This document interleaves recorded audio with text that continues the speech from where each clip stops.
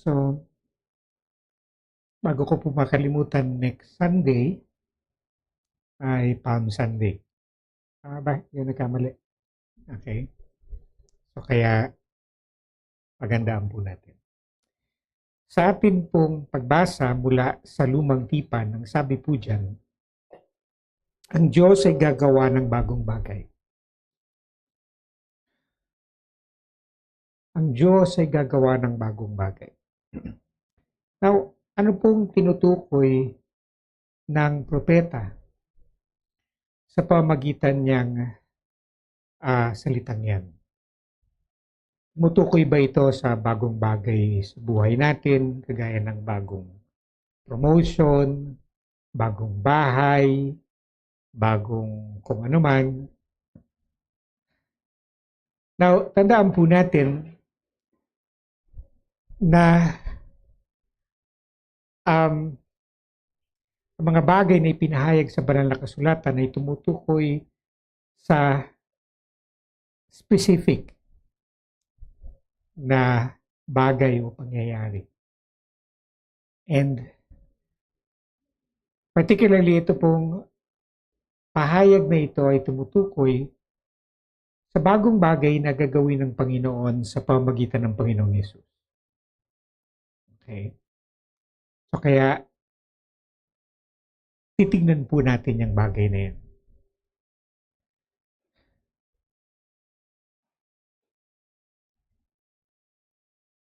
Sa pagbasa po natin sa sulat ni San Pablo,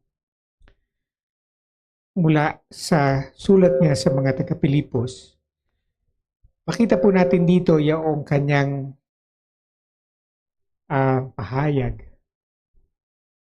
Paano niya in-express yung kanyang damdamin tungkol sa paglakad niya sa buhay ng pagsunod sa ating Panginoon. Ang sabi niya, iniwan kong maraming bagay, o actually lahat ng bagay, para sundin ng Panginoon. So in essence, okay, so yun ang sinasabi niya. Now, yung pong bagay na yan, pwedeng sabihin sa dalawang paraan. Pwede nating sabihin yan at minsan nakakarinig ako mga Kristiyano, kino-quote yan or ginagaya, na para bang masama ang loob. Okay? Kumbaga, lahat ng bagay iniwan ko para sa Panginoon. Okay? Na para bang nanunumbat. Diba? I mean, Lord, sinakripisyo ko to para sa iyo. Nasaan yung gantimpala ko? Diba? Pero dito makita po natin si San Pablo, sinasabi niya ito as a matter of fact lang. At sinasabi niya rin ito na merong sabihin natin ecstasy. Basta Tagalog yun. Kumbaga, sinasabi niya ito na merong kagalakan. Okay? Kinukwento niya lang. At ang emphasis, hindi yung sakripisyo niya. Kundi, in fact, kaya niya iniwan lahat ng bagay kasi he is pursuing something which is far greater than what is perceived to be his loss. Okay? Either sabihin natin yan na para bang sobrang laki nung loss ko para kay Lord, tas wala naman akong tinanggap. Or, pwede nating sabihin yan, diba, hindi bali na. Mas dakila ang Panginoon na aking pinupursu. Dalawang paraan at dalawang pananaw. Okay? But mostly, I hear Christians, diba, na sinasabi ito na para bang sa laki ng sakripisyo ko, lugi ako. Diba? And kumaga, that's the wrong way to see it. And that's the way of, kumaga nangyayari lang yan kung sumunod tayo kay Lord at pinurso natin yung Christian life natin, and all the while, ang subscription natin dun sa salvation by works. I'm doing everything for the Lord. Ako niya ibig sabihin ko? Instead of understanding that the Lord has done everything for me, and therefore, I pursue Him.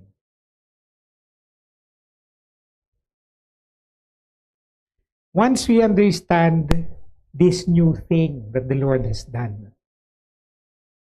God has shown Himself as a merciful God na hindi nakita ng mga tao noon.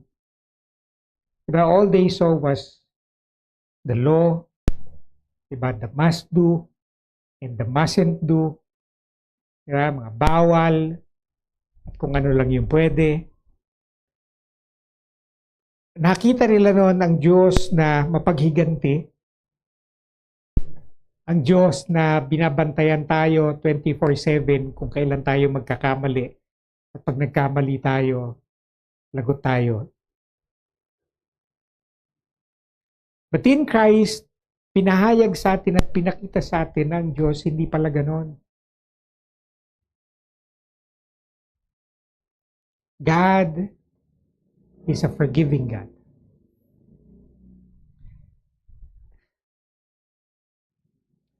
Ng isang araw,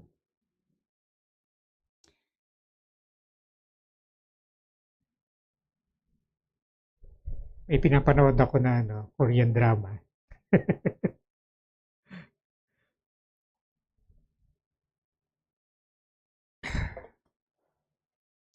At dun sa Korean drama, hindi ko kukwento sa inyo yung storya. Pero yung ano na lang. Dun sa drama, merong isang character doon na minagawa siyang mali. Hindi niya alam, malaki pala yung consequence nung nagawa niyang mali. Akala niya nag-enjoy lang siya. Hindi niya alam dahil dun sa enjoyment na pinurso niya, may napahamak. So ngayon niya lang nalaman na may napahamak pala. Nagkataon, yung isang kaibigan niya, kaibigan nung napahamak. So ito ngayon siya kino-confront nung kaibigan nung napahamak, na kaibigan niya rin. Mutual friend, kumbaga. So sa galit nitong kaibigan nung napahamak, sa itong may nagawang kasalanan at saka yung kaibigan nung napahamak, magkaibigan din. Okay. Meron silang, kumbaga, ito yung magkaibigan, pero may kaibigan yung kaibigan niya na napahamak. Dahil dun sa ginawa ng kaibigan niya na nag-enjoy. Dun sa ginawa niya na hindi niya alam may napahamak. Okay? So, at dahil doon, ang sabi ngayon ng kaibigan ng napahamak, kailangan sumuko ka sa pulis. Okay? And ang hindi siya aware, itong kaibigan niya na may kasalanan dahil sa kanya may napahamak, may pinagdadaanan din. In fact, pag sumuko siya sa pulis, pwede siyang, hindi lang, ang kapahamakan niya, hindi niya lang babayaran yung kasalanan niya. In fact, takot siya sa tatay niya, pwede siyang patayin ng tatay niya. Okay? So kaya sabi niya, wag, di ba? Wag, ayokong makaalam. Diba? Dahil, di ba, yung buhay ko nakataya dito. Pero itong kaibigan nung napahamak, nag-i-insist siya, hindi. Diba, kailangan pagbayaran mo yung kasalanan mo. So kung titignan natin, tama naman. Pero na-realize ko habang pinapanood ko yan, kadalasan ang focus natin parati, ang focus natin at ang idea natin ng justice, parating punishment. Okay? In fact, tong may nagawang kasalanan ito, nag-offer naman siya, sabi niya, hindi, gagawin ko na lang lahat ng magagawa ko para, diba, para ayusin yung damage na nagawa ko. Pero yung kaibigan ng napahamak, sabi niya, hindi, kailangan makulong ka. Okay? Kailangan magdusa ka sa ginawa mo. So na-realize ko, di ba, masyado tayong focus dun sa penalty, punishment, di ba? Pagbayaran yung kasalanan. That we fail to recognize na, in fact, nung totoo nga nahuli tong taong ito, di ba? Huli siya ng pulis. In fact, nung nahuli siya ng pulis, maraming bagay na supposedly nagawa niya para sa iba, hindi niya na nagawa. Mabuting bagay na nagawa niya sa iba, hindi niya natuloy nagawa kasi nakakulong na siya. Okay, supposedly meron siyang sasagutin na gastos sa hospitalization ng isa pang kilala niya. Supposedly tutulungan niya yung kilala niya na mabsweldo dun sa malaking pangangailangan niya. So hindi niya na nagawa kasi nakulong siya. So kasi nga ang focus natin parati, 'di ba, parusa, 'di ba? Penalty. Pero makita natin yung wisdom ni Lord, ang concept ni Lord ng justice is restoration. 'Di ba? Ito, bigyan ko lang example. Halimbawa, halimbawa na nakawang ka. Okay? Anong gusto mo? So nahuli nagnakaw sa'yo. Anong gusto mo? Mabalik yung ninakaw sa'yo? O kahit hindi mo na ibalik, mamatay ka na lang. Mamatay na lang yung nagnakaw. Ako ang ibig sabihin ko, yun yung dalawang option mo.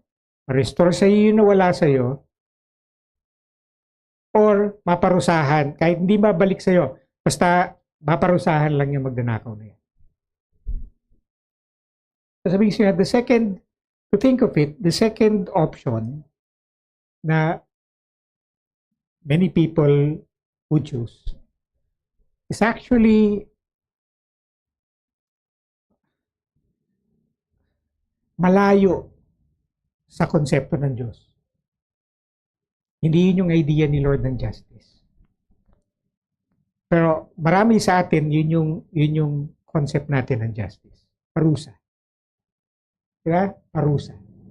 At minsan kasiyahan ng tao na makitang may nagdudusa.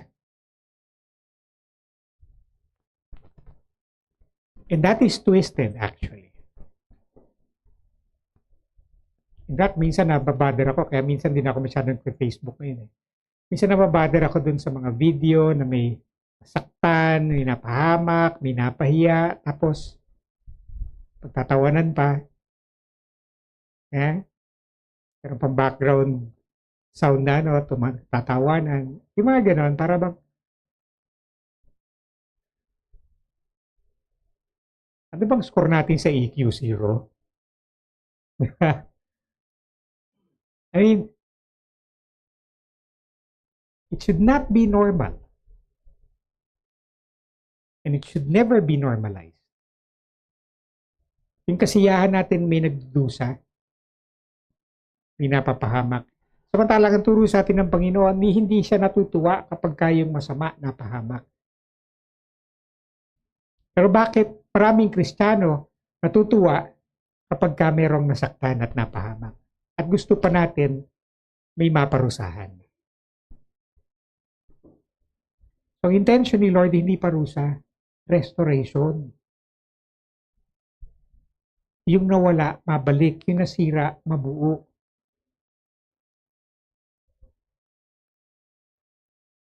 At kung maaari, wala nang maparusahan.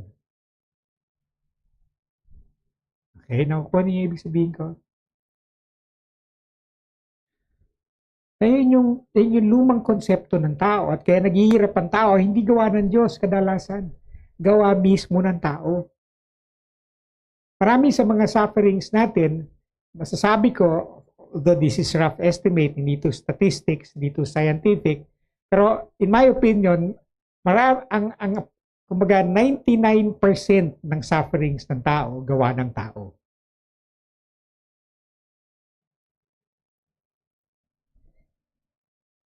Either gawa natin directly or apekto ng pagkakamali ng katabi natin. Okay? Or epekto ng pagkakamali natin collectively.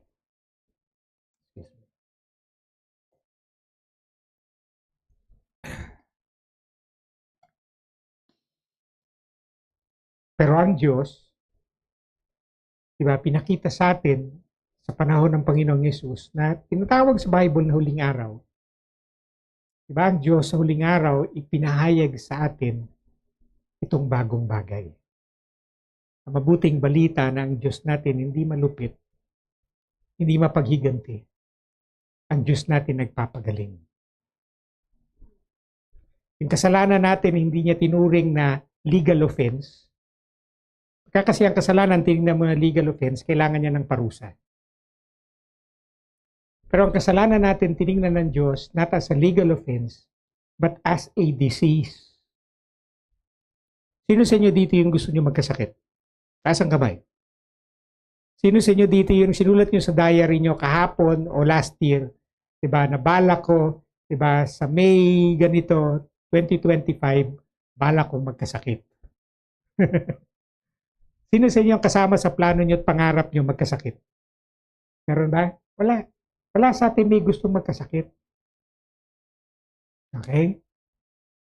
Kahit pa sabihin natin na kaya ka nagkasakit kasi inabuso mo katawan mo, basically, well, kung susuriin natin, hindi mo pa rin kasalanan yon. Although may magagawa ka, pero hindi mo talaga kasalanan din yon.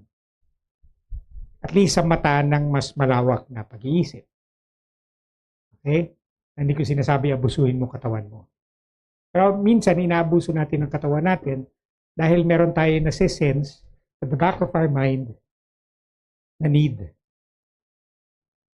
Need na sumaya. Di ba? Kumbaga, there's a particular void that we desperately want to fill. Di ba? Kaya ka nagpupuyat kasi bored na bored ka. Tingin mo bored na bored ka lang. Pero merong void sa loob mo na hindi mo na-identify. Okay? So minsan kaya mo inaabuso yung katawan mo. Again, hindi ko ina-advocate yan. Pero you need to be aware. Aware sa sarili nyo at aware din sa kapwa ninyo na somehow yung mga, kung may anak kayo na inaabuso yung katawan niya,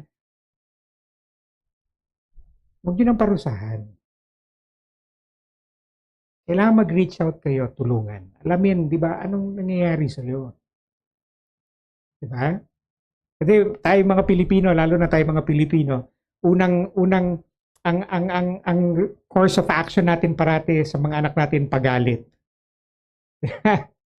Di ba? Yan ang course of action natin parati. Natakot tayo kasi baka mapahamak siya, pag-uwi niya, pagalitan. Di ba?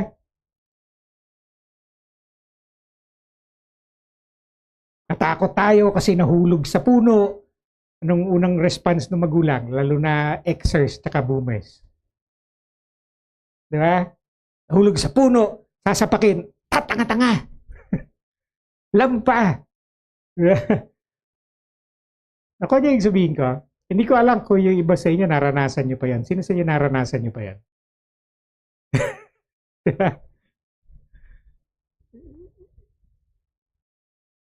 Di ba, umuwi sa bahay, binuli ng kaklase, makita mo, dudugo ilong. Di ba? Kadalasang boomer at saka exer na magulang, anong salubong?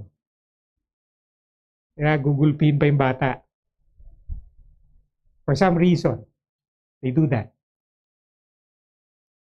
Hindi ko lang kung ginagawa yan ng ibang gender. Pero that's wrong. Ini ganun ang response ni Lord sa atin. Okay? Kasi ko nga sa inyo, di ba, kahit yung mga taong inaabuso yung sarili nila, they need help, not punishment. They need help, not punishment.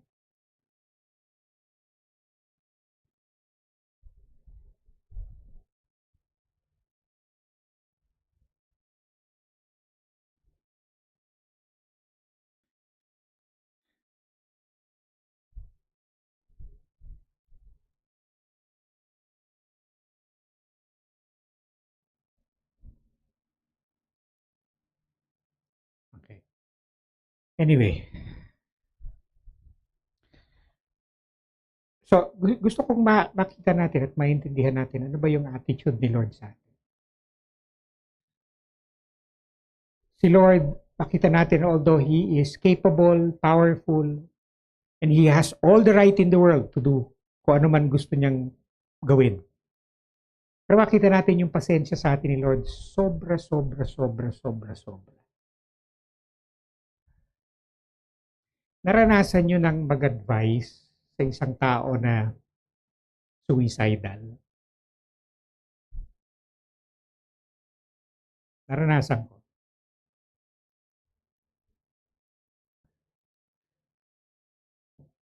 So ako, Xer ako. Gen X. At ang tendency ko, gayahin lang yung method, yung ways na kung saan pinalaki ako. So kaya pag na-frustrate ako, diba, sometimes I lash out. Minsan yung methodologies ko, ginagaya ko lang din sa kung ano yung naranasan ko. Then again, when I met someone who was actually suicidal, I realized I really have to be very, very, very, very, very careful. Dahil ayoko mabalitaan na tinuloy niya yung balak niya kasi nasaktan siya sa akin. Okay. Sinasaktan siya sinabi ko. Ayoko, I don't want to be guilty of that. So I really had to tread on ice. And I really had to learn and relearn my ways. Realize, habang ginagawa ko yon, realize ko, ganito si Lord sa atin. Okay. During the process, I really had to practice patience, humility, and more patience. Really had to learn how to really listen without prejudice. At matutunan yung pananaw ng iba na dati wala ako. Because some people, actually everyone sees differently. Pero minsan ang tendency natin i-assume na dapat yung pananaw mo kagaya lang din ng pananaw ko. Okay? And marami sa problema natin in relationship nangyayari dahil ni-insist natin yan. Instead na buksan natin yung sarili natin, lakihan natin yung pasensya natin, magpakumbaba tayo as if wala tayong alam, ganun tayo kabobo. At matutunan natin kung ano yung pananaw, kung ano yung mundo ng tao na iba sa atin. And during the process, I realized ganito si Lord sa akin.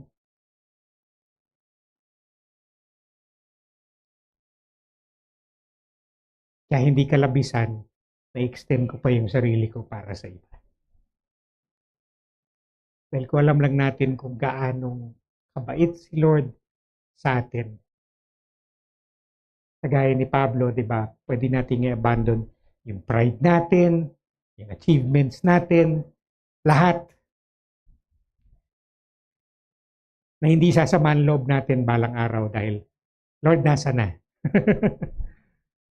Anong nasa na? Kaya nga tayo sumunod, kaya natin hinabol si Lord. Kasi tinanggap natin yung napakadakilang bagay na hindi kaya natin ma-achieve. Hindi natin kayang bayaran. And that's why St. Paul was able to say, but he pursued Jesus and forsook all. Because he found something. He found something more precious than gold. Kaya sabi ni Lord, ang kaharian ng Diyos kagaya ng isang merchant na nakatagpo ng pearl of rare value. So kaya nung matagpuan niya ito, sabi, binenta niya lahat ng ari-arian niya para mabili niya to.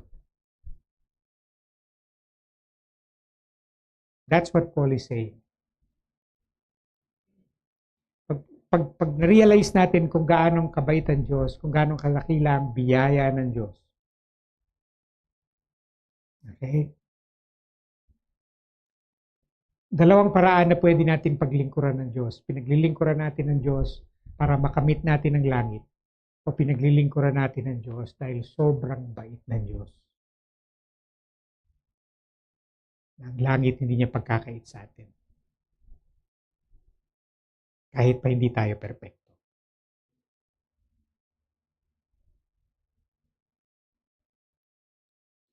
Imagine the surprise of the people nung sabi sa binasa natin sa John. Sabi habang nagtuturo ang Panginoon sa loob ng templo. Ay imagine niyo no, kasi hindi kagaya sa atin ngayon yung pag sinabing sa loob ng church, 'di ba? So, may isang pare nagtuturo sa pulpito. Kaya actually ang templo medyo disorganized eh. Parang ano yan, parang park. Okay? So, and probably hindi lang si Jesus yung may activity sa templo. Napakalaki ng templo. Okay? At yung templo, open siya, open space actually.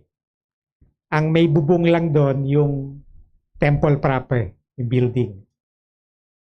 Na walang pwedeng pumasok. Yung building, walang laman. Okay? So yung mga attendee nandun sa courtyard, sa temple court. Kaya sabi ng Psalm, di ba, I love the court of the Lord. Okay? Dahil hanggang doon lang ang tao sa court. Okay? So kaya imagine niyo yung church natin walang bubong. Wala rin silya. Okay? Yung altar lang ang may bubong. Nandun yung Holy of Holies. Nandun yung Ark of the Covenant. Nandun yung table of incense, table of shewbread, at yung 7 lampstand. Okay? Yun lang ang laman nun. And from time to time, pwedeng pumasok yung high priest. At yung priest na naka-assign na mag-incense. Yun lang ang laman ng building. And the rest, courtyard yan. Parang football field. Okay? And so, nandun si Jesus at yung kulumpo ng tao, nagtuturo si Jesus. And probably may mga nag-uusap din doon, may nag-uusap dyan. And for all we know, di ba, may mga traders sa loob ng templo na nagpapalit ng temple coin sa market coin. Okay? So, yun yung scenario. Ito ngayon si Jesus sa isang sulok ng templo, may grupo ng mga tao nakikinig sa kaya nagtuturo siya. And all of a sudden, dumating yung mga Sadducees and Pharisees, may kinakaladkad na babae, binato dun sa gitna nung kulumpunan ni Jesus. Sabi ni Jesus,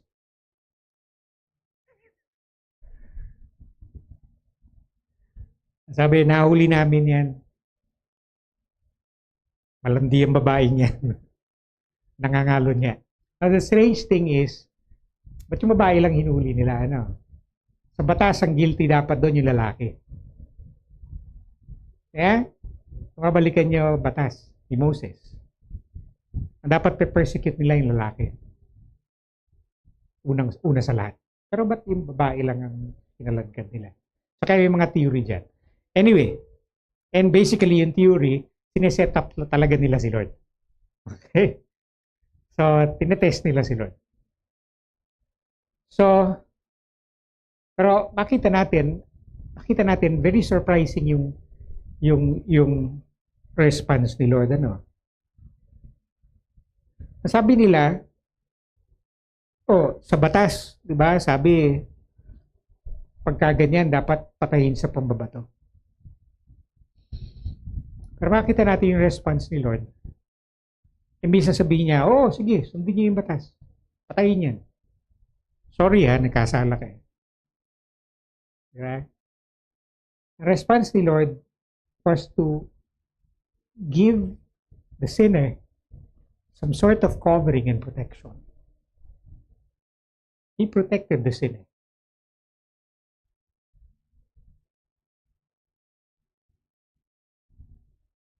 Which was, in their time, and probably in our time also, astonishing. Nakakasurpresa, nakakagulat. Na iba pwedeng magalit. Diba? It solicits so much emotion, negative or positive. Nakakasurpresa yung ginawa ni Lord. That's why the Pharisees and the Sadducees were not only surprised, they were offended. Yeah, that's blasphemy. Musong to sa Diyos. Offensive to sa Diyos. Well, kung yun ang tingin mo sa Diyos. What they didn't realize is that kaharap nila mismo ang Diyos. The Lord is telling them, hindi yan yung way ko. Kala nyo lang. Okay?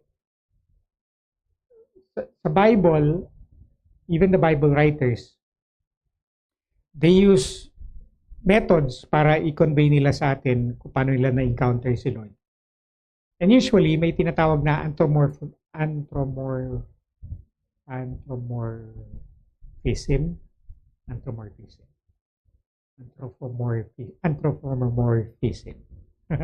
Excuse me. Anthropomorphism. So, ibig sabihin yan, dahil hindi mo ma-comprehend ang Diyos na na-encounter mo, ang tendency mo, ihalintulad siya sa tao. Okay? And apparently, in the Old Testament, nasobrahan tayo niyan.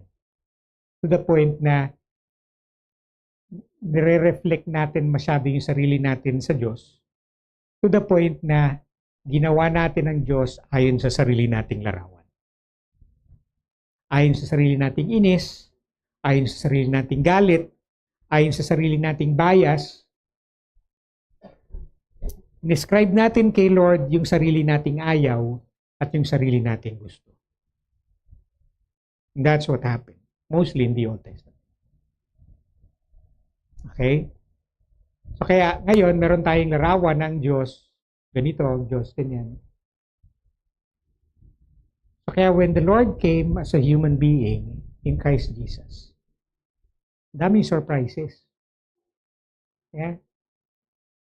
Na yung mga Pharisees and Sadducees, hindi maka-adjust. Alam niyo kung sino naka-adjust? Yung mga sinners. Okay? Yung mga self-righteous na tao, thinking na mas magaling sila kaysa sa iba, mas may alam sila sa Bible, mas kilala na nila si Lord, mas mataas sila, mas banal sila, sila hindi naka-adjust. Pero yung mga tao na hindi nag-a-assume, sila yung madali nilang na-embrace at natanggap yung ginagawa ng Diyos. Kaya huwag tayong asumero. Huwag din tayong proud masyado. Okay? Huwag natin tignan masyadong mataas yung sarili natin kumpara sa kapwa natin because gaya ng advice ni St. Paul, which is wise, tignan natin mas mataas yung kapwa natin kaysa sarili natin. Huwag natin masyadong bigyan ng sobra-sobrang importansya yung sarili natin. Konti lang. Okay lang yun. Pero yung sobra na, sama na yan. Madya-diabetes ka na yan. Okay? And by the way, banggitin ko lang din bago ako magtapos. You realize as you study the scriptures in the light of Jesus,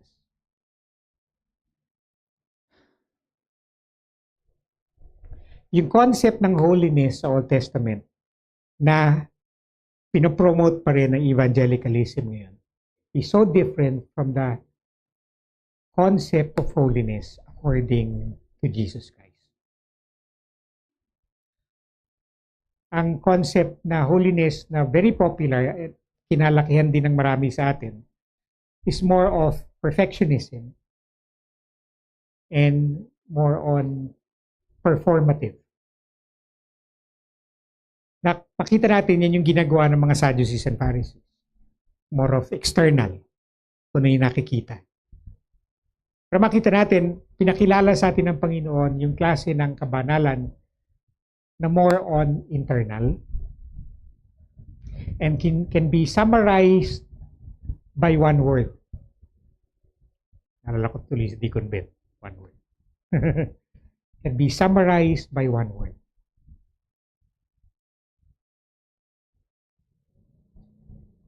Pero gamitin ko yung mga synonyms and related words. And this word is none other than ulanya. Love. You can also say mercy, forgiveness, kindness. Yan lang yung definition ni Lord ng holiness. And if you do these things, you have fulfilled the law. It's not about perfection. Kaya when Jesus said dun sa babae, di ba, go and your sins have been forgiven, go and sin no more. Kadalasan pagka ang concept mo ng holiness, yung sa evangelical saka sa Old Testament, paano yan, di ba? Go and sin no more. Pag-uwi, hindi pa nga ako nakakalabas ng church, nagkasalo na ako. Diba? Sa isip, diba? Sa intention, diba? Alala mo, diba? Nagluto na kayo mga anak ko. Kapag dating ko, hindi pa nakasaing. Diba? Kasala ka na kagad. Diba? So, paano yan? Nag-fail ka na kagad. Diba? Pero ulitin ko sa inyo, kaya ang sabi ng Panginoon, my yoke is easy and my burden is light. Kadalasan, sinasalo natin sa balikat natin yung mga burden na hindi naman gusto ni Lord na dala-dala natin. Kaya sinasabi sa atin, Lord, bitawan mo na yan. Napahirapan mo ang sarili mo. Hindi mahirap lumakad kasama ni Lord. Hindi nire-require ni Lord na maging perfecto ka. Okay? I-require lang ni Lord, mahalin mo ang Diyos, mahalin mo kapwa mo. Yun lang. Kaaway mo, patawarin mo. Para sa ganon, hindi mahirap bigyan mo siya ng tinapay pag gutom siya. Damitan mo siya pagka giniginaw siya. Okay? At yung kapwa mo, hindi mo kilala, di ba? Karoon ka ng awa. Karoon ka ng simpatsya para sa kanila. Maramdaman mo at maunawaan mo yung pinagdadaanan nila imbis na hinuhusgahan mo sila. Yun lang hinihingi sa atin ng Diyos. Amen ba? Sa panahon ng Kwaresma, tinuturo sa atin na gawin natin yan, hindi lang sa panahon ng Kwaresma, kundi buong buhay natin. Lumakad tayo na pabait sa kapwa natin, naawa sa kapwa natin, at tumutulong sa kapwa natin. Imbis na hinuhusgahan natin sila. Amen? Dahil ganyang kabait ang Diyos sa atin. Gawin natin hindi dahil gusto nating ma-attain yung awa ng Diyos, dahil matagal nang naawa ang Diyos sa atin at sobrang mahal tayo ng Diyos. So kaya gawin natin dahil sobrang dakila ang paggawa